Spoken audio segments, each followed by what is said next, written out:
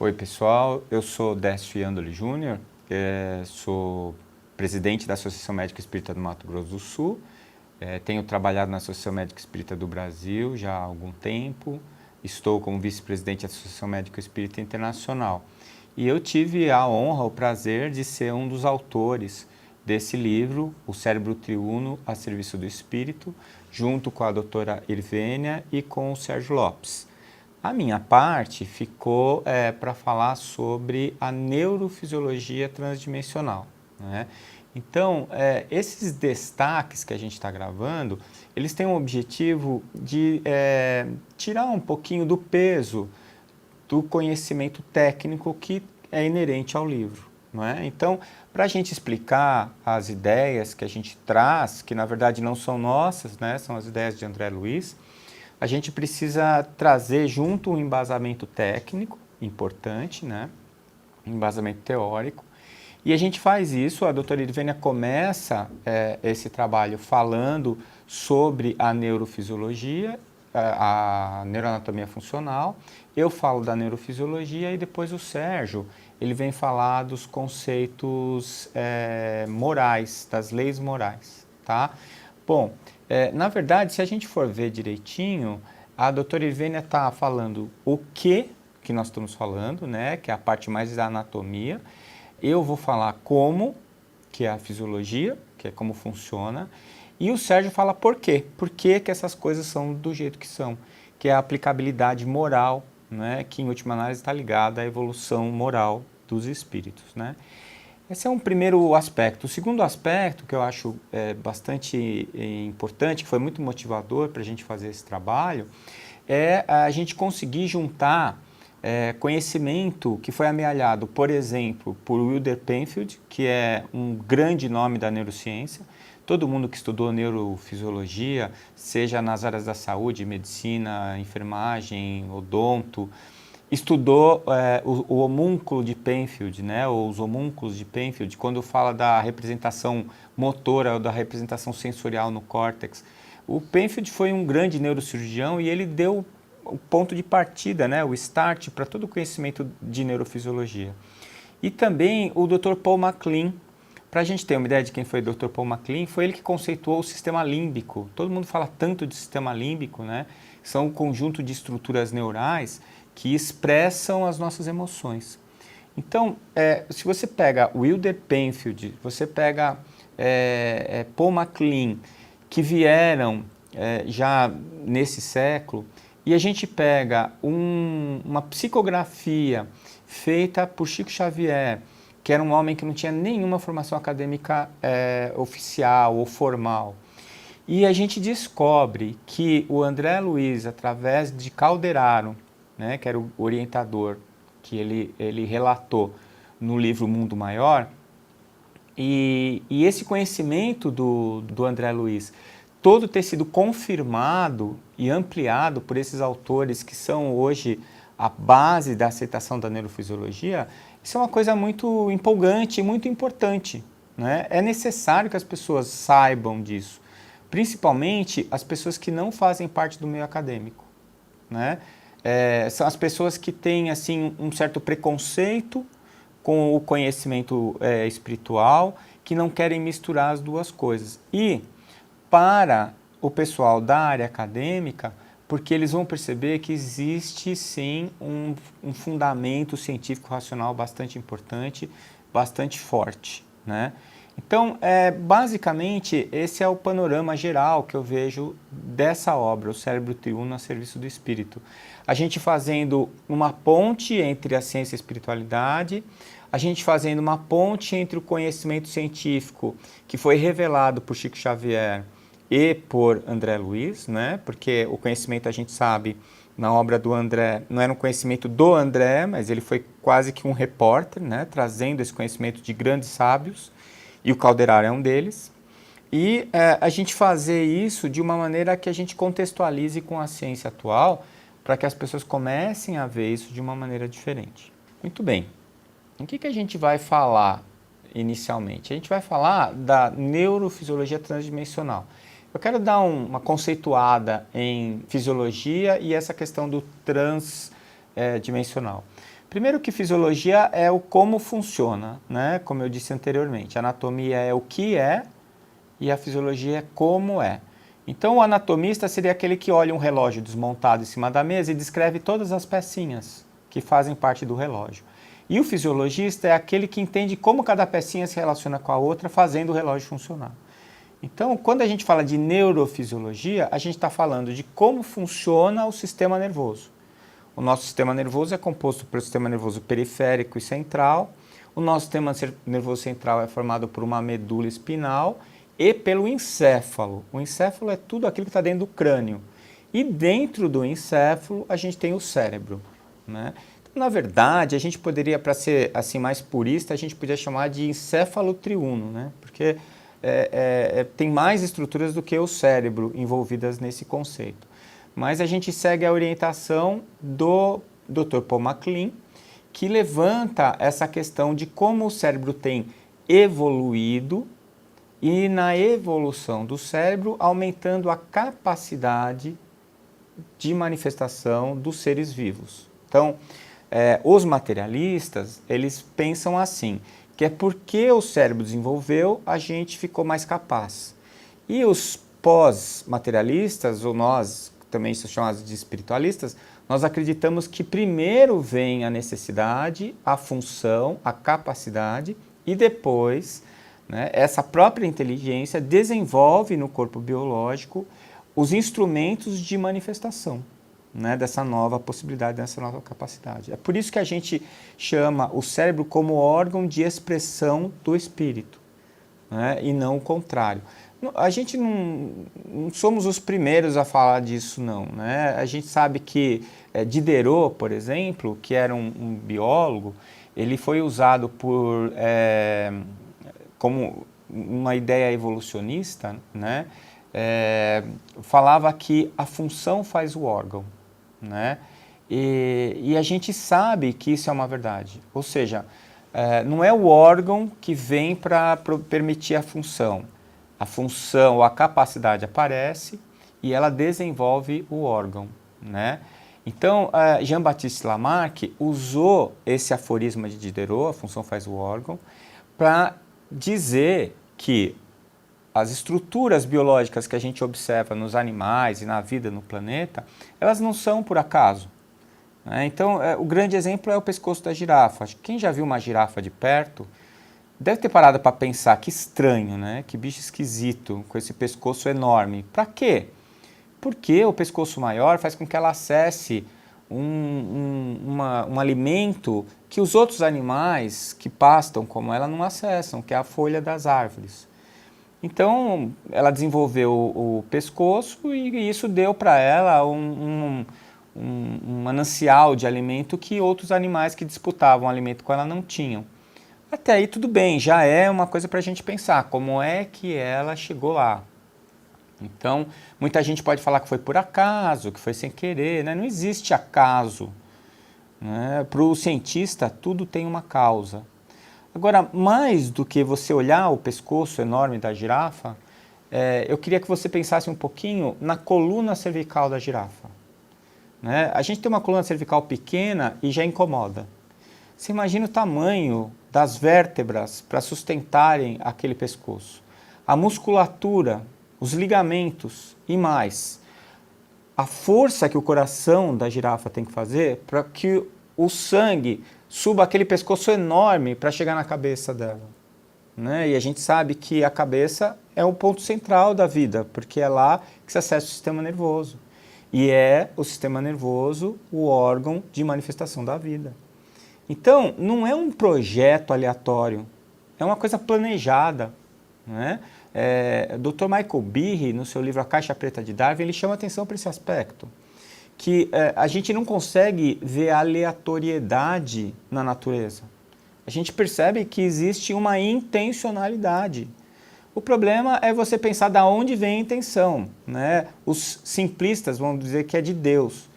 Deus é causa primária de todas as coisas, ele não é causa imediata de todas as coisas. Então, tudo vem de Deus de uma maneira primária, mas não imediata. Então, a estrutura do nosso organismo, ela é derivada da maneira como nós nos expressamos nesse momento, do que nós somos nesse momento, das capacidades que nós temos nesse momento. E não por acaso, o nome de um dos livros do André Luiz é Evolução em Dois Mundos. Né? Porque a evolução ocorre em dois mundos. A experiência aqui na Terra traz demandas que são aprendidas pela inteligência, e essa inteligência evoluindo faz evoluir também o corpo biológico. Né? Então, quem transforma o corpo é a inteligência, mas quem força a inteligência a se transformar é o corpo. Então, a gente evolui em dois mundos. E essa evolução em dois mundos, esse processo evolutivo, é que faz com que as coisas se transformem, né? Com que novas coisas apareçam. E a base desse conhecimento do cérebro triuno é essa, a evolução do sistema nervoso central. Como as coisas começam com gânglios neurais, que são neurônios que se associam, esses gânglios se associando para formar uma notocorda, essa notocorda criando uma encefalização, que é o crescimento de uma cabeça, essa cabeça criando um primeiro andar, que é o tronco encefálico, que vai comandar funções básicas como a respiração, batimento cardíaco, pressão arterial, os reflexos de defesa. Ele vai trazer novas possibilidades para o animal se dar melhor no meio, se adaptar melhor às condições do meio ambiente. Né? Então, esse seria um primeiro andar, que o Dr. Paul MacLean chamou de cérebro reptiliano. E aí, você percebe que o animal, lutando para sobreviver, foi desenvolvendo essas estruturas que foram trazendo uma eficiência, uma eficácia nesse controle. Né? Depois, a gente vai para um segundo andar, em que nós já vamos ver, por exemplo, o aparecimento do sistema límbico, a gente vai ver as estruturas que permitem a relação com o meio e com outros animais. Né? Então, o desenvolvimento do sistema sensorial, o desenvolvimento da percepção do outro, o desenvolvimento de percepção de estímulos como sabores, cores, os cheiros, né? E assim por diante. Então, a gente vê que existe um degrau, né? Degraus que são galgados, que vão sendo ascendidos a cada momento do processo evolutivo. E mais do que isso, a gente percebe que não é aleatório, que é um mesmo modelo para todos os seres vivos do nosso planeta. Você pode observar que as questões fisiológicas, biológicas, evolucionistas, tudo que a gente analisa em questão da vida no planeta, segue um mesmo padrão, uma mesma regra, um mesmo programa. Né? Então é por isso que o Dr. Paul MacLean chamava o cérebro inicial de cérebro reptiliano, porque ele percebeu que esse cérebro se estabilizava nos répteis. Então, os répteis também estão no mesmo processo evolutivo como nós estamos, e eles estão utilizando os seus aprendizados, as suas conquistas no ambiente, para desenvolver as suas estruturas neurais. E essas estruturas vão aparecendo na medida em que nós vamos sendo capazes de usá-las. O Calderaro, ele fala lá em 1947, através do Chico, que o sistema nervoso é o elemento de comunicação entre a inteligência e o meio. E esse meio, esse sistema de comunicação, esse elemento de comunicação, ele é fundamental. O que é que faz um animal sobreviver na natureza? A sua capacidade de adaptação ao meio. Se esse animal não se adapta, ele morre, fenece. Então, qual que é o animal mais forte? Qual é a espécie que sobrevive mais tempo? É aquela que tem maior capacidade de adaptação. Então, nenhum de nós gosta muito de barata, né? Geralmente a gente tem um certo asco de barata. Mas a barata é um animal que tem uma grande chance de sobrevivência. Por quê? Porque ela tem uma alta capacidade de adaptação. Então, ela come o que tiver disponível. Ela sobrevive em qualquer ambiente, por mais inóspito que possa parecer. Então, quando a gente está falando de capacidade de adaptação, a gente está falando de uma percepção de mudança na condição do meio.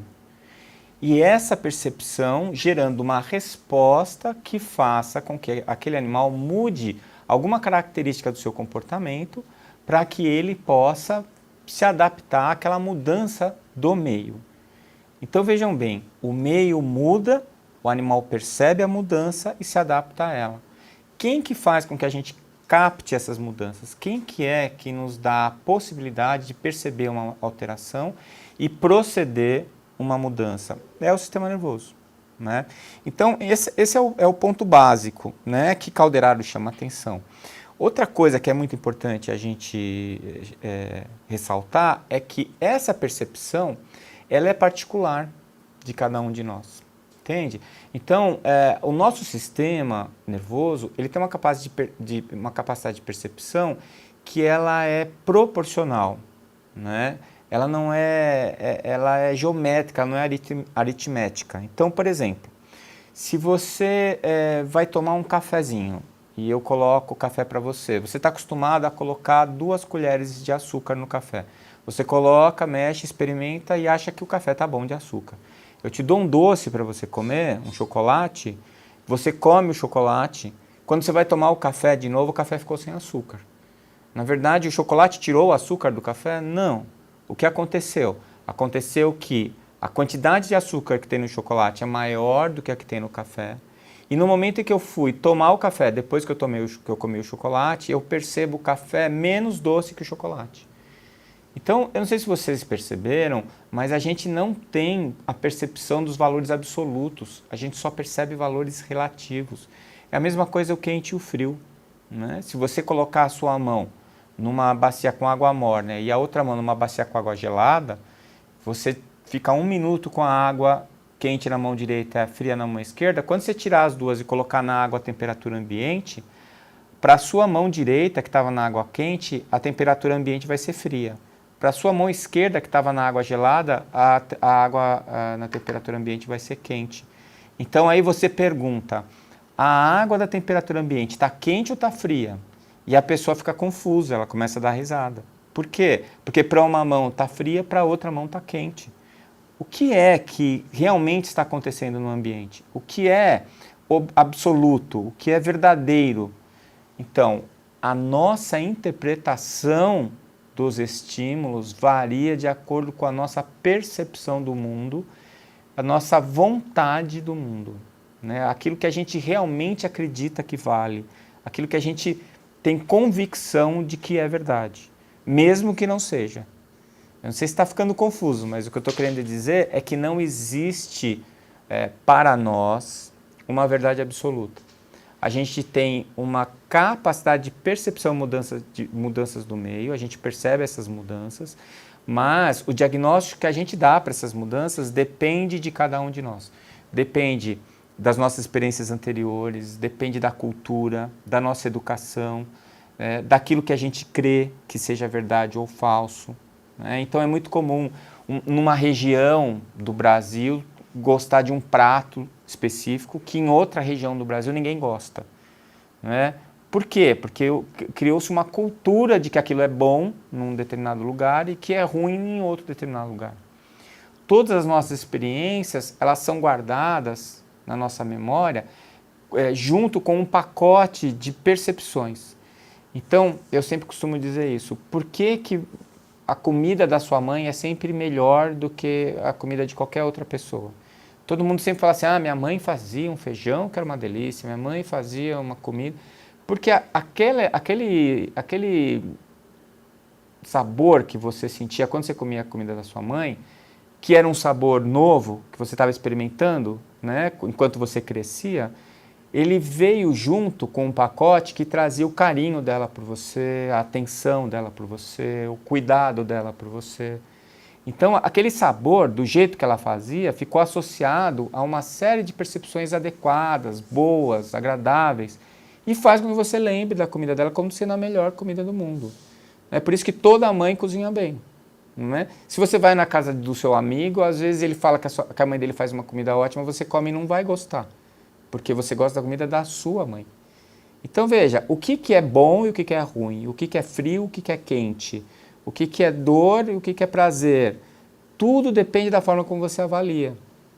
E isso está relacionado ao instrumento que você está usando para perceber, que é o sistema nervoso, e a interpretação que você vai dar para esse estímulo, né? Então, eu não sei se ficou mais confuso, não sei se eu estou aqui para esclarecer ou para confundir, mas na verdade é que parece muito confuso. Por quê? Porque a gente chama isso de realidade. E não tem nada de real.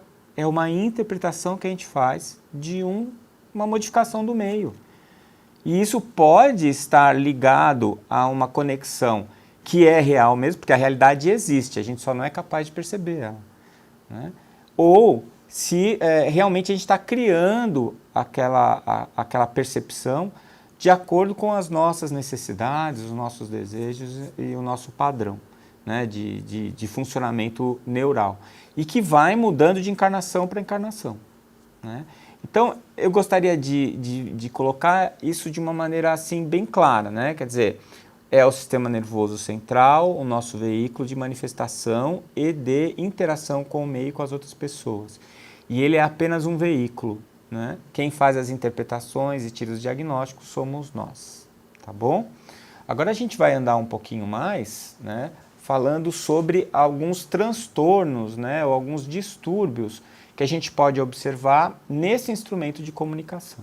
Então vamos lá, a gente já viu o que é o cérebro triuno, o que é a neurofisiologia, e a gente já entendeu a função do nosso sistema nervoso nesse processo de interação, né? de convivência com o meio ambiente e com as outras pessoas. E se tiver algum problema nesse veículo, né? Então, por exemplo, você está assistindo aí o vídeo. Você está assistindo o vídeo, você está usando algum instrumento. Você está usando o seu computador, você está usando a TV, você está usando algum instrumento. Se esse instrumento tiver com algum defeito ou apresentar alguma deficiência, você não vai conseguir enxergar a mesma coisa que você enxergaria se ele estivesse funcionando perfeitamente, né? Se uma outra pessoa que está do seu lado estiver assistindo o vídeo junto com você, ela vai enxergar a mesma coisa que você, vai ouvir a mesma coisa que você, mas vai interpretar diferente. O que eu estou querendo dizer é o seguinte, existem duas interferências aqui. A primeira é o instrumento de percepção, no caso aí, vamos supor, o seu computador. E a segunda é a sua interpretação da mensagem que eu estou mandando para você. Então eu mando uma mensagem, que é o que está na minha cabeça, você vai receber outra mensagem, que é o que você vai interpretar do que eu estou dizendo. Agora vamos imaginar que esse seu computador esteja com um problema e ele não esteja passando a cor azul. O que vai acontecer? Vai acontecer que você vai ver uma imagem com cores diferentes de uma outra pessoa que esteja assistindo o mesmo vídeo em um outro computador. Então, vamos supor que você tem duas pessoas, os dois estão encarnados, um tem uma alteração na transmissão sináptica dos neurônios. Ele tem algum neurotransmissor que está em excesso ou que está em falta. Ele vai estar diante do mesmo estímulo que você, da mesma alteração do meio. Só que o cérebro dele vai passar para a consciência dele uma mensagem diferente da mensagem que você vai receber.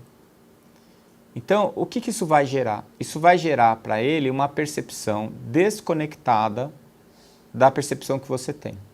Se ele tem essa alteração e essa alteração só ele tem, ou poucas pessoas têm como ele vai ser considerado uma pessoa fora do normal. Se todo mundo vê azul e ele não vê, ele é o problema, não é os que veem o azul. Então não existe o certo e o errado, existe o diferente. Existe o comum e o diferente. Então, a gente fala sobre isso quando a gente vai falar dos transtornos psiquiátricos. A maior parte dos transtornos psiquiátricos não apresentam nenhuma alteração anatômica. E quando apresentam, elas são muito sutis, muito pequenas diferenças. Mas a gente percebe que existe uma diferença importante na quantidade de neurotransmissores. Vamos dar um exemplo. As pessoas com depressão, com a doença depressão, né? Não com tristeza, que não é doença. Essas pessoas elas têm uma deficiência de serotonina. A serotonina é um neurotransmissor que traz para a gente uma sensação de prazer, né? É um prazer apetitivo, um prazer excitatório. Então o que acontece?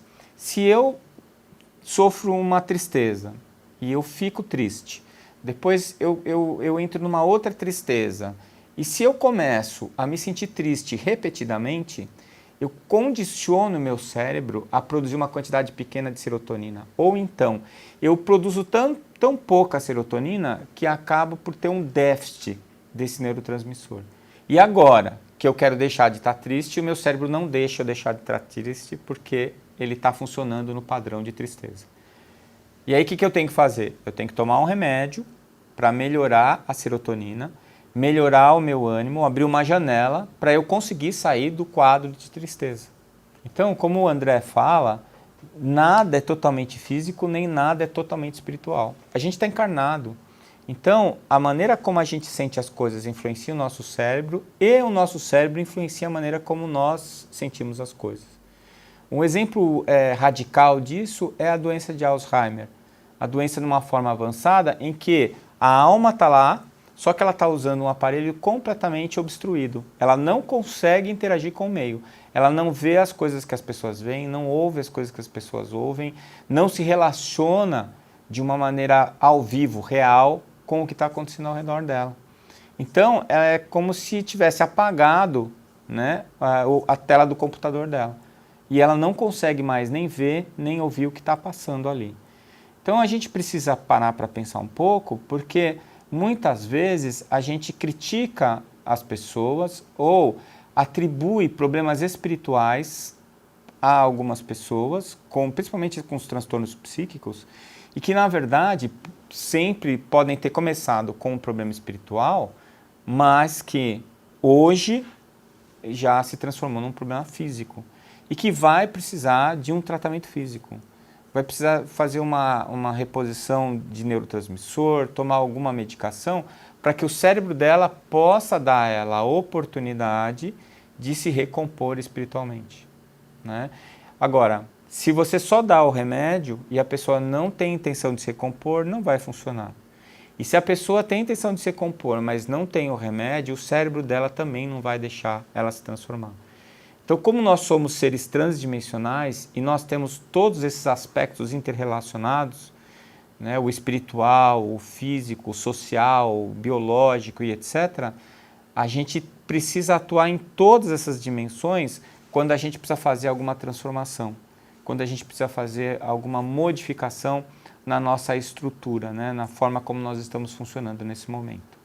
Então, a gente precisa ter essa noção para que a gente possa entender como as coisas funcionam. E isso vai fazer com que a gente perceba também a forma como nós evoluímos, né? Aquilo que a gente estava falando anteriormente. Quer dizer, eu vou desenvolvendo a minha possibilidade, a minha capacidade, e a partir disso eu vou adquirindo um instrumento que me dê mais capacidade. Então, se você pegar uma pessoa que só sabe, por exemplo, usar o computador para mandar e-mail. É a única coisa que ela sabe fazer no computador, mandar e-mail. O que adianta eu dar um computador de último tipo, super veloz, com uma placa de vídeo maravilhosa, cheio de memória, se ela não vai usar? Entende? E por outro lado, se você tem um hacker, você dá um computador modesto para ele, ele consegue tirar 110% das funções do computador, né? E ele vai pedir um computador melhor, porque ele tem sobrando a capacidade e faltando a estrutura. Então, às vezes, a gente para olhar, não tem como eu afirmar isso, mas eu percebo bastante isso. Às vezes eu percebo pessoas que estão usando um computador mais veloz do que a capacidade delas de usar. E às vezes a gente conhece pessoas que têm mais capacidade do que aquele cérebro está podendo dar para elas, né? E nas duas coisas, essa distócia, ela gera algum sofrimento, alguma dificuldade, né?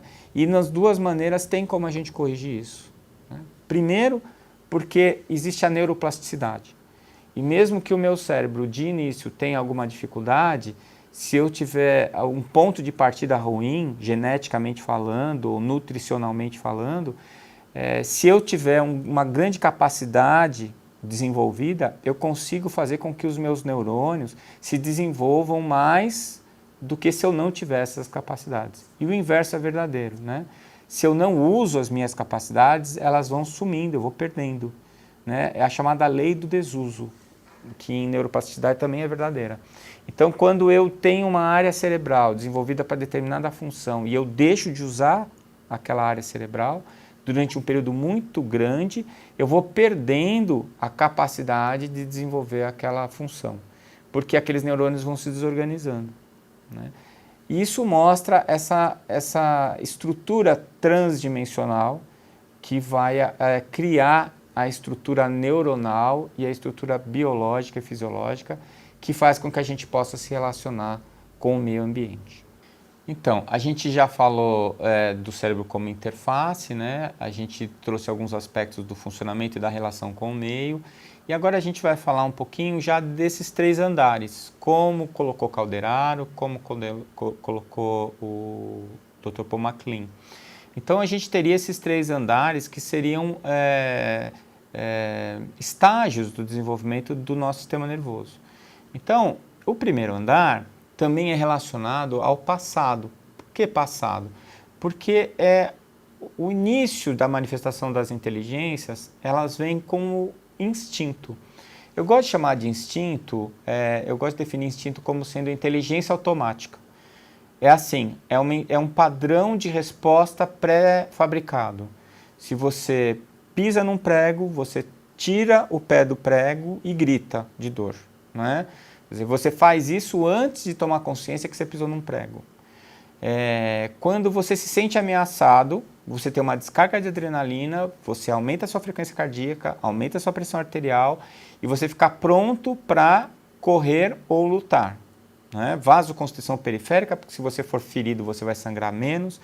Tudo isso é inteligente, são respostas programadas, mas é uma inteligência automática, isso não passa por uma análise da minha consciência, isso é quase que automático. Não é quase, é automático. E é o que a gente chama de instinto. Então você fala assim, instintivamente eu pulei e por causa disso o carro não me pegou. Quer dizer, você teve uma percepção de risco, de perigo, e o seu instinto te salvou, porque fez com que você fizesse tivesse uma ação muscular, né, um movimento muscular para se salvar. Isso vem antes de qualquer outra coisa, porque não tem como você se desenvolver se você não tiver a sua capacidade de manutenção, né, da sua existência, de manutenção da sua vida. E isso vai um pouquinho além quando a gente fala da reprodução. Por quê? Porque se você está encarnando em uma espécie e essa espécie entra em extinção, onde é que você vai encarnar? Né? Então, a reprodução não deixa de ser uma autopreservação também. É um processo, um sistema que preserva o indivíduo e a espécie a qual o indivíduo faz parte. Então veja lá, o nosso primeiro andar é esse andar que a gente chama de passado, porque ele foi o primeiro a começar. Ele veio antes do segundo andar, né? E ele traz assim os hábitos, os impulsos automáticos, aquilo que a gente chama de passado e que em nós está muito incluído no que a gente chama de subconsciente, tá? Depois vem o segundo andar. O segundo andar está muito ligado às nossas conquistas atuais, está ligado à nossa vontade expressa, está ligado ao nosso consciente. E ele está relacionado principalmente à nossa capacidade de se relacionar com outras pessoas e com o meio ambiente. Bom, isso daí é o que está acontecendo hoje, né? É o que nós estamos trabalhando hoje, essa questão de aperfeiçoamento das nossas capacidades sociais, das nossas capacidades de raciocínio lógico, de raciocínio abstrato, né? E é o que a gente chama de presente. Isso está no segundo andar. Então, para eu construir o primeiro andar, eu preciso ter o segundo andar, eu preciso ter o primeiro andar. Não tem como eu construir o segundo andar antes do primeiro, e não tem como eu fazer desaparecer o primeiro depois que eu construir o segundo. Ele continua lá, o primeiro andar, nosso instinto continua lá, continua tendo a mesma função, continua sendo útil da mesma maneira, só que agora ele vai sendo subordinado, ele vai sendo controlado pelas nossas funções mais modernas, mais novas, as nossas capacidades mais complexas, né? As coisas que a gente faz de uma maneira mais refinada, com um aumento da eficácia, né? Porque a gente gasta menos energia para produzir a mesma coisa. Uma alusão que a gente pode fazer, um paralelo, é com um motor. Então, se você pega um motor de um carro antigo, os motores tinham cilindradas maiores, gastavam mais energia, mais gasolina e andavam menos, tinham menos força do que os motores hoje. Se pegar um motor moderno, eles têm menos cilindradas, né? Os motores são menores, eles têm mais potência e eles gastam menos gasolina, porque eles ganharam eficiência. Então, o nosso cérebro, o nosso sistema nervoso, ele está ganhando eficiência. Eu consigo extrair do meio e do meu comportamento resultados muito melhores, porque eu estou refinando, eu estou percebendo, aprendendo e estou refinando as minhas respostas. Então, esse seria o segundo andar. E o terceiro andar? O terceiro andar eu gosto de brincar que é um puxadinho, né? O terceiro andar não tem telhado ainda, o terceiro andar é um projeto. E é por isso que ele é relacionado com o futuro. É aquilo que a gente vai ser capaz de realizar. É aquilo que existe em nós como potencialidade e não como função. Então, esse terceiro andar, ele é um objetivo, é um projeto que nós vamos desenvolvendo ao longo do tempo, que nós vamos construindo lentamente, como sendo uma meta, um objetivo a ser alcançado. E esse terceiro andar, ele ainda é um projeto. Então, a gente não tem como ficar no terceiro andar, como a gente não tem como ficar no primeiro andar, né? Nós estamos no segundo andar. É o segundo andar que hoje é onde nós nos adequamos. Em alguns momentos a gente precisa descer para o porão, né? Para o cérebro inicial, para o cérebro reptiliano, que nem eu dei o exemplo. Você está atravessando a rua, de repente vem um carro e você instintivamente pula e se salva. Quer dizer, é o momento de você descer para o instinto, de você deixar o instinto se manifestar livremente, né? Um momento em que você é ameaçado, em que você precisa usar de força para correr ou para lutar, para se defender. É um momento em que você está deixando as funções mais básicas, mais primitivas atuarem. Na hora que você está aprendendo, que você está estudando, na hora que você está tentando melhorar as suas habilidades, você está no segundo andar, você está no presente. Você está trabalhando o que realmente é o ambiente que te interessa neste momento. E o terceiro andar é onde você vai de vez em quando para vislumbrar o futuro, para tentar achar a solução para alguns problemas.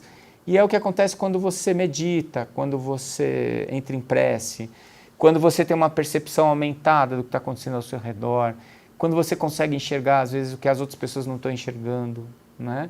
Então, se você não se adequa, se você passa a deixar os seus instintos tomarem conta da sua vida, você vai se embrutecer, você vai perder a sua capacidade de se relacionar com as pessoas, você vai se desajustar. E se você resolver mudar para o terceiro andar, mesmo ele não estando pronto, você também vai perder a sua capacidade de realizar. Você vai ficar estéril, né? Você vai ficar num ambiente em que não se produz, que não se resolve nada, porque você está tentando viver uma capacidade que você ainda não tem. Então, como dizem os chineses, né, o passado já passou, o futuro é um projeto, uma ilusão, o presente é um presente, né? Por isso que a gente tem que viver esse presente. Ele é um presente. A nossa capacidade de se desenvolver, de aprender, e que esse futuro, que hoje é um projeto, se transforme em presente, né? No momento em que a gente alcançar esse futuro, a gente vai estar no terceiro andar de hoje, né? Mas vai ser o nosso segundo andar no futuro, porque a gente vai continuar subindo, vai continuar evoluindo, vai continuar crescendo. Então, esse primeiro bloco do destaque, a gente procurou falar um pouquinho sobre a questão da estrutura e da função do sistema nervoso, fazer uma associação desse sistema nervoso, do seu processo evolutivo com a evolução do espírito, né? E no próximo destaque, a gente vai tentar discutir alguma coisa sobre mente e consciência.